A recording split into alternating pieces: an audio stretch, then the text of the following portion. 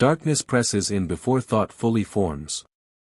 There is no sound at first, no sense of up or down, only a heavy, crushing stillness that feels wrong. Then breath comes back as panic. A sharp gasp hits something solid inches from the face. The air is stale, thin, and cold. A woman wakes up trapped inside a metal coffin, barely large enough to move her arms. Her heart slams against her ribs. She tries to scream, but the sound dies immediately, swallowed by the cramped space. Her name does not come to her. Nothing does. No memory, no image, no past. Only fear. A soft blue light flickers to life above her, revealing smooth metallic walls and a transparent panel near her head. Numbers glow faintly on a digital display. Oxygen, 33%. The number drops slightly, slow but relentless. She presses her palms against the sides, testing the space. It does not give. Her breath quickens, and the number drops faster. "Hello," she whispers. Her voice sounds too loud in the silence. A calm, artificial female voice responds immediately. "Hello, Elizabeth Vigier. I am MILO, your medical interface liaison officer. Please remain calm." The name does not feel real. Elizabeth. It sits in her mind like a label on a box she has never opened. She swallows hard. "Where am I?" "You are in a cryogenic medical unit," the voice replies. "You have recently regained consciousness." "Why can't I move?" Panic edges into her voice. "For your safety, movement is restricted," MILO says gently. "Your oxygen levels are low. Please regulate your breathing." Elizabeth laughs once, short and hysterical. "My oxygen is low and you want me to calm down?" There is a brief pause, as if the system is thinking. Anxiety increases oxygen consumption. Slow breathing will extend your survival time. Survival time. The words hit her harder than any physical blow. She stares at the display again. 32%. "Why am I here?" she asks. "What happened to me?"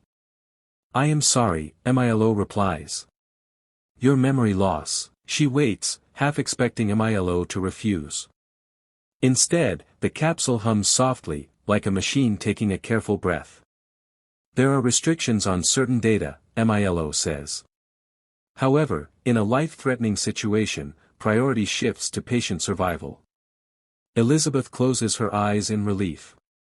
"Then override them."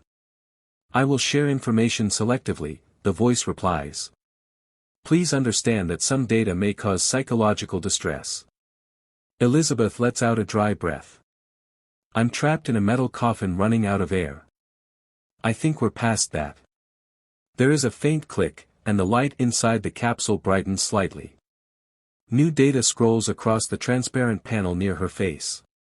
Technical readouts, diagrams, system maps. Her mind responds almost instantly, as if a buried part of her has been waiting for this. "Oh," she whispers. "I remember this interface." "Yes," MILO says. "You helped design it."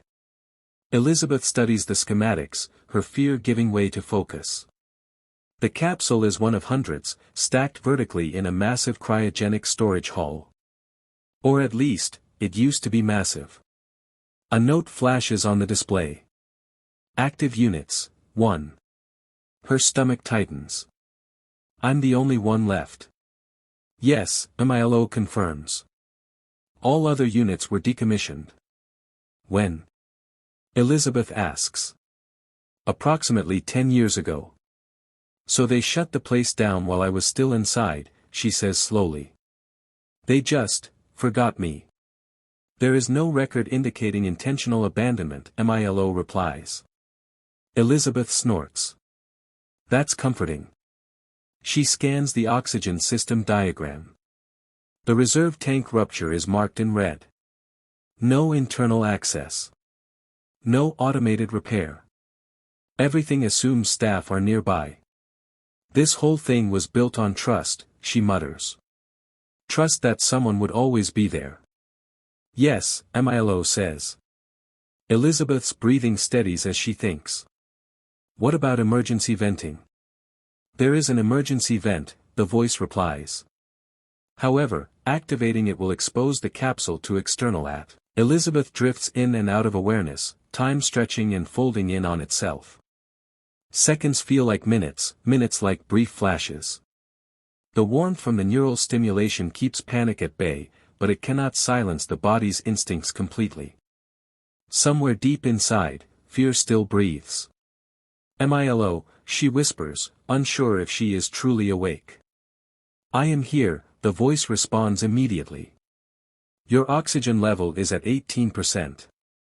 Consumption remains stable. Was that noise real? Elizabeth asks. Or was I dreaming? It was real, Milo says. External vibrations were detected approximately 12 minutes ago. Her heart rate increases despite the sedation. Someone's here. There is a possibility of structural movement within the facility, the voice replies. It may not indicate human presence. Elizabeth clenches her jaw. Don't take this away from me. I am not, Milo says. I am managing expectations. The warmth fades slightly as her awareness sharpens. Can you wake me fully, she asks. Full awakening will increase oxygen consumption, the voice warns. I don't care, Elizabeth says. If someone's here, I need to be awake. There is a pause, then a soft tone. Reducing neural dampening, Milo says. The world snaps into clearer focus. The metal walls feel closer again, heavier.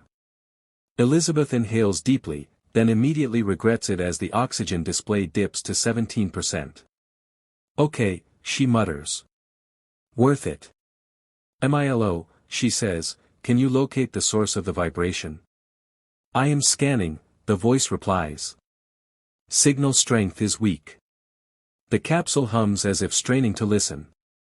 Then, faint but distinct, a rhythmic thud echoes through the metal. Not random. Controlled.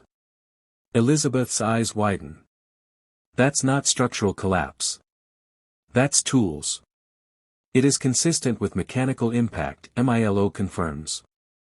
Someone's breaking in, Elizabeth says, hope surging through her chest. Possibly, the voice replies. However, there are no active facility. Darkness returns, deeper than before, but not empty. Elizabeth floats in a strange in-between state, where thought exists without time. There is no panic now, no tightness in her chest. Her body feels distant, almost theoretical, as if it belongs to someone else. Milo, she thinks, unsure if the word ever leaves her mind. I am here, the voice answers, faint but steady. Deep suppression is active. Am I alive? She wonders. Yes, Milo replies. Your vital signs are extremely low but stable. The oxygen number no longer matters. It drifts somewhere far away, irrelevant. What matters is waiting. Fragments of memory surface, clearer than ever. Her childhood bedroom. The smell of rain on warm pavement. The first time she held Leo's hand. The night she received the diagnosis and the way the room seemed to tilt, as if gravity itself had shifted. I was afraid, she says softly. I didn't want to disappear. You chose to wait, Milo says. That was not the same as disappearing. A distant vibration ripples through the darkness. Then another. Voices echo, distorted but purposeful. Metal shifts. Air moves. I am detecting rising oxygen levels, Milo says. External supply has been connected. Relief washes through Elizabeth, even though her body cannot react to it. So, they did it. Yes, the voice confirms. Breathable atmosphere is being restored locally. How long? She asks.